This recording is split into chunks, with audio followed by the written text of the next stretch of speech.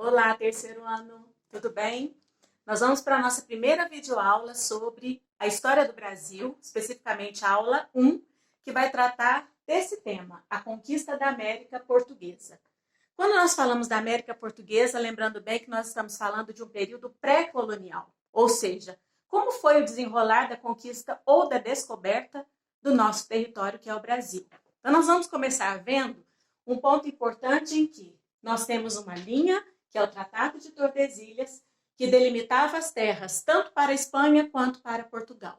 Quando nós delimitamos essas terras, lembrando que tudo que está ao leste eram terras portuguesas na América, ok?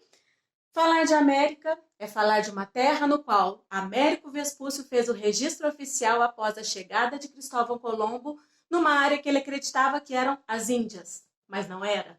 Portanto, Vespúcio foi o responsável por receber a homenagem ao nosso continente de América, ok? Bom, falando exatamente sobre o tema conquista ou descoberta, nós temos que ter noção de que a conquista foi portuguesa, a descoberta foi portuguesa. Só que no momento em que a Europa inteira estava em torno de uma procura por metais preciosos, procurando por novas fontes de riqueza, se Portugal alardeasse na Europa, que estava falando que conquistei uma nova terra, conquistei uma nova área, todo mundo ia querer chegar no Brasil. E não era o momento para isso. Portanto, teve que ter sido tudo na surdina, tudo de uma forma bem oculta, para que Portugal não alardeasse que eles estavam conquistando uma nova terra.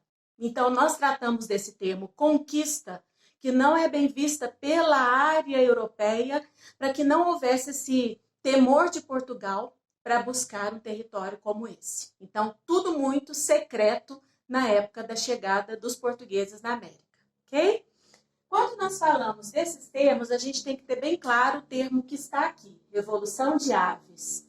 Isso remete a século XIII, a século XIV, quando a gente tem uma sucessão dinástica em Portugal, quando então Dom Pedro, não é o Dom Pedro da Independência, não é o Dom Pedro II, que foi abdicado ao trono em relação à proclamação da República, não são estes.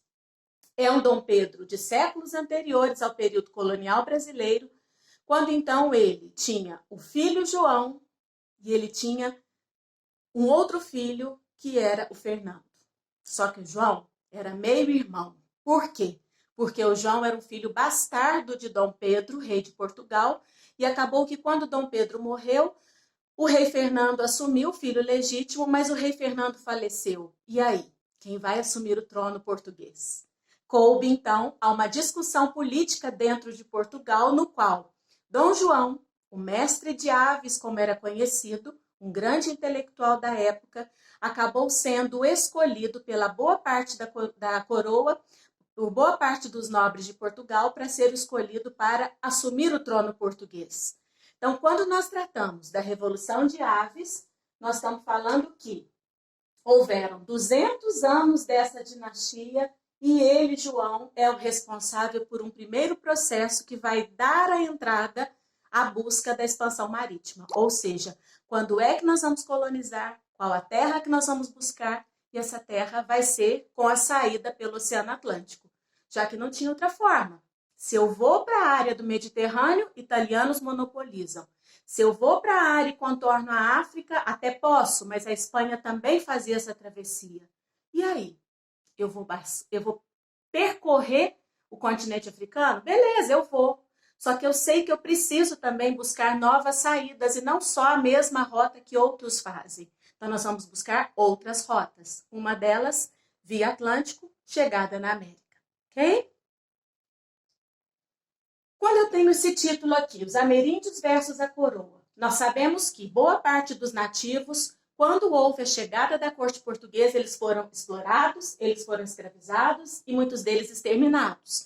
Por mais que eu fale que um primeiro contato foi pacífico, de imediato não foi.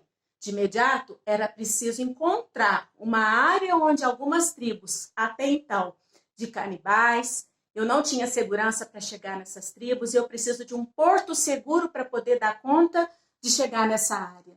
E aí vem a área que é Porto Seguro. quando então eles atracaram e ali ficaram por alguns dias. Nesses dias, os primeiros contatos, além de Bartolomeu Dias, além de Cabral, nós temos Gaspar de Lemos, Gonçalo Coelho e Cristóvão Jacques, que deram de cara o início a um processo chamado estanco, que é o quê?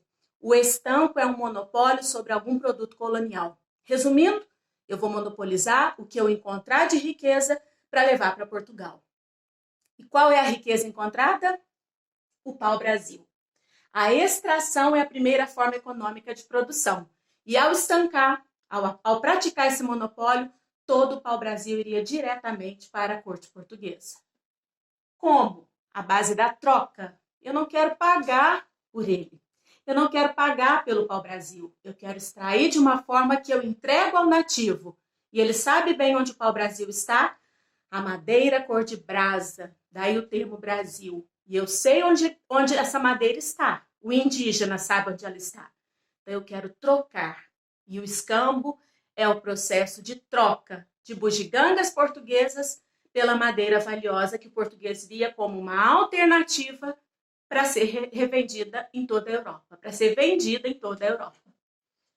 Feitorias são instaladas, lembrando que as feitorias são unidades administrativas que já existiam na África e eles também implantam elas na área do Brasil ainda pré-colonial.